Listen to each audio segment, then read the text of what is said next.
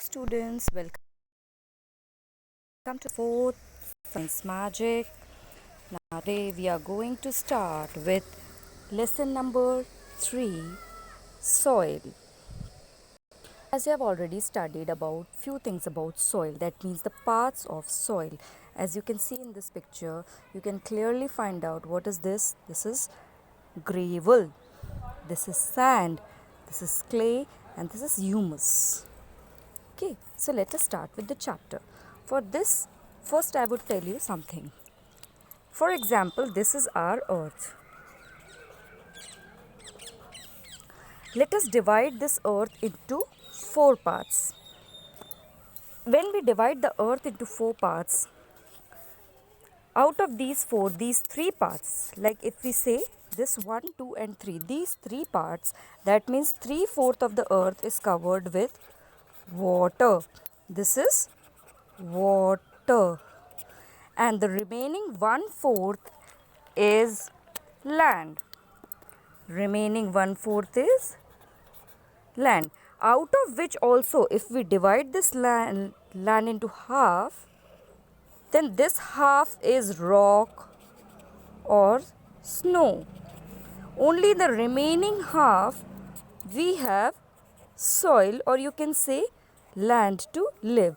So we have so much of less portion of soil. So now you know that how important the soil is.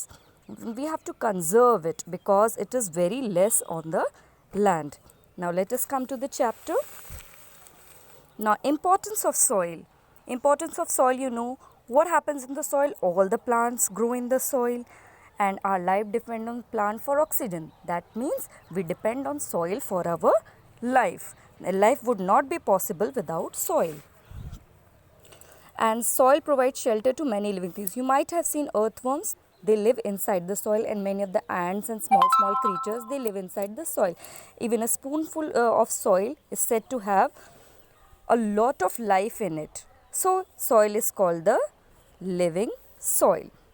Now medicines, penicillin is prepared from the bacteria and fungi that grow in the soil. So some medicines are also prepared with the help of soil.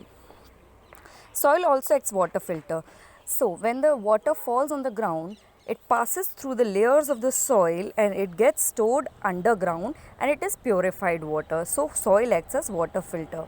So it is important to look after our soil. Now this picture shows you the formation of soil. Now listen to me very carefully. Here you can see sun, here you can see water raining, and here you can see the effect of wind. So with the effect of sun, wind and water, these big parent rocks, and this process takes a millions of years. These big rocks are broken down or weathered into small pieces, and then again pieces, and plant starts grow on them. And then from the big rocks, soil is formed. Rotting dead plants and animals. Now these plants, when grow in the soil, they also die in the soil. And when these plants and animals die in the soil, they mix with the weathered rocks to form a layer of soil. This is how soil is formed in nature, by weathering up of big rocks into fine particles by the action of sun, wind and water.